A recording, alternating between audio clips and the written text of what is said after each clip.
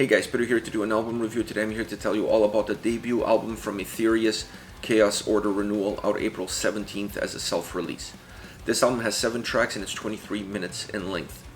This is my second time reviewing an all-instrumental album, and after listening to the first 2 songs, I was compelled by the music to go deeper into the record and to do a review.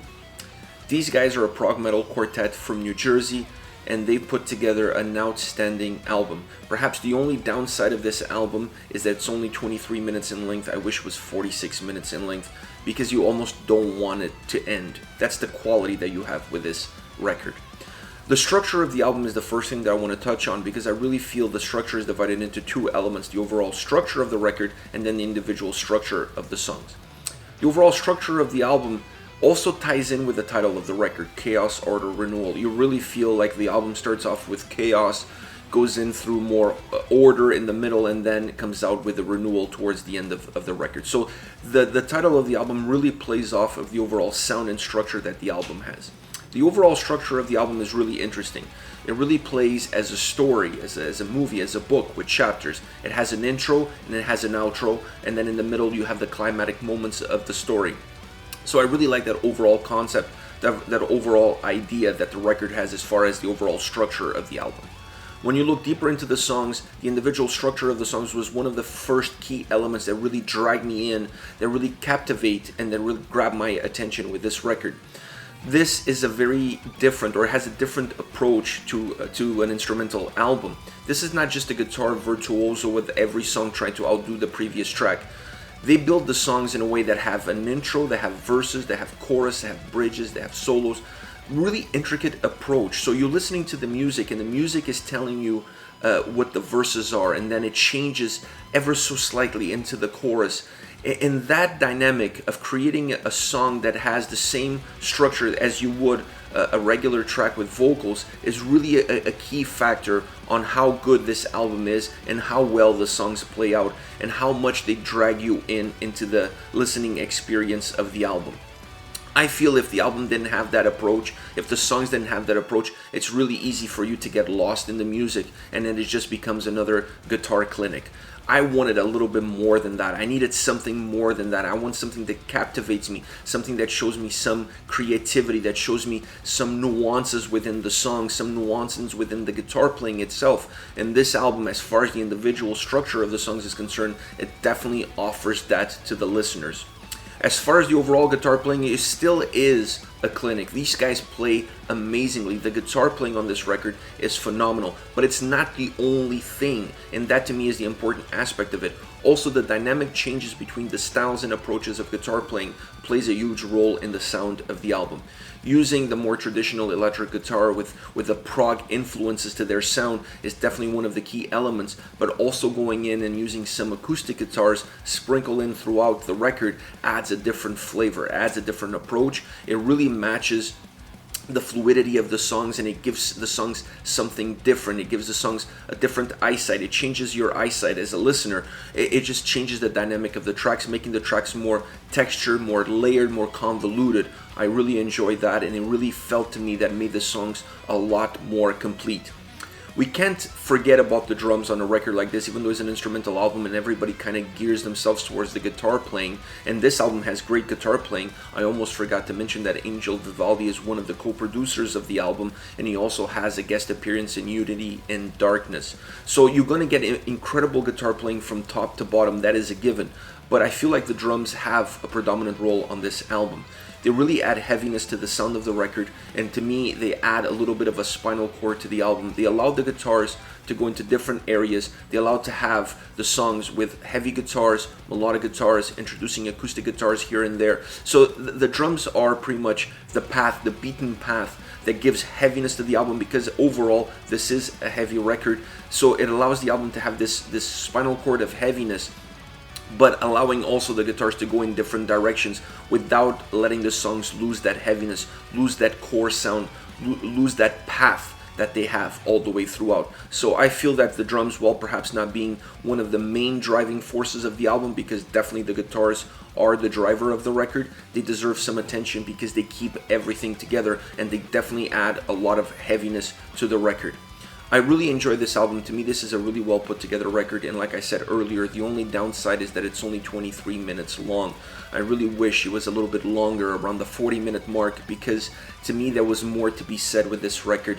The music called for a little bit more, and it just left me salivating for more, and that's not something that happens a lot, specifically with instrumental records. I'm not a huge fan of instrumental albums, but this one really spoke to me, and I think the reason why was not just the incredible guitar playing, was how the songs were constructed. A little bit of keyboard melodies here and there, a little bit of acoustic guitar here and there, and then having the song structure as such that have intros, verses, and chorus to me was really important. It made me feel like at some points of the song, the guitars were the vocals. They were speaking to me without using any words whatsoever, and that is the main appeal of this album. Now, as far as songs are concerned, I want to start off with the Omnipotent.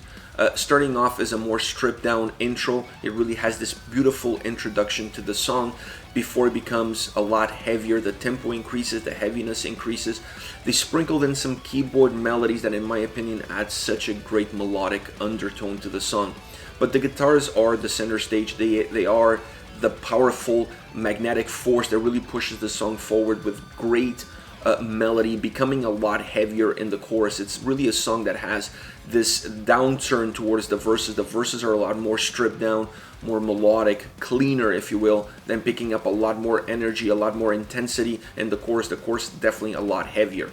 There's an acoustic bridge in this song that really allows the intensity of the song to really dissipate almost completely, becoming very melodic, very stripped down, beautiful acoustic melody that really bridges this track. Gradually the song returns to the heavier side, and it really gives this song a feeling of a roller coaster ride. This song is really filled with ups and downs. Every verse is a dip, every chorus is an up. That melodic acoustic bridge really bridges out the song, really extends the track. A magnificent song, super dynamic, taking you all over the place, really pushing the boundaries of the song itself and of the sound that the band has for this record. Unity and Darkness is a really interesting song, features Angel Vivaldi on it. It has a mixture of acoustic and electric guitar that creates such a soft melody. You have these layers to the song. You have one layer of electric guitars and you have another layer of acoustic guitars. They create such a pure bliss and light. Even though the song is called Unity and Darkness, this is a song that perhaps has darkness in the emotion that the music carries, but when you look at the music itself, is very melodic, very bright. And the blend of that electric guitar with acoustic guitar throughout really creates this wall of sound that is just really magnetizing, that just brings light and it just brings motion to the song. I love the interaction between those two elements. I love the flavor that it has. The acoustic guitar has a little bit at moments of a Spanish guitar flavor to it, and I feel like that adds such a beautiful melody to the overall sound of the song. At times it really feels like a lullaby, a guitar playing lullaby, where you rock back and forth between the acoustic and the electric guitar going back and forth. I love the sound of this song. I love how it feels, and then I love the fact that it bleeds into the next track called The Eye of Ra. It really bleeds into that one, and then that song becomes a more powerful driven track, really with high tempos, really a lot of energy. It has a lot more heaviness, not only from the guitars but the drums. The drums on this track are very relentless, very heavy. They really set this perfect undertone, undercarriage to the heaviness that this song has all the way through, creating a very heavy backdrop to the way the guitars sound, and keeping the layers. The guitars have a more melodic layer to it, almost sitting on top of how heavy the drums are, and this is one of those songs that's an absolutely clinic as far as guitar playing is concerned. Magnificent from front to back.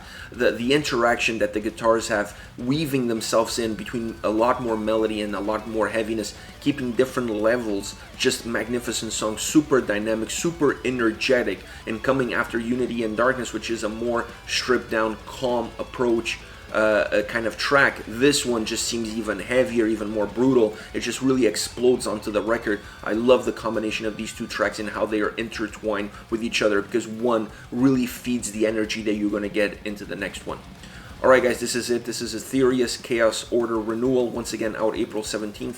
Let me know your thoughts on the band. Use the comment section below. I'll be reading those and getting back to you. Take care guys.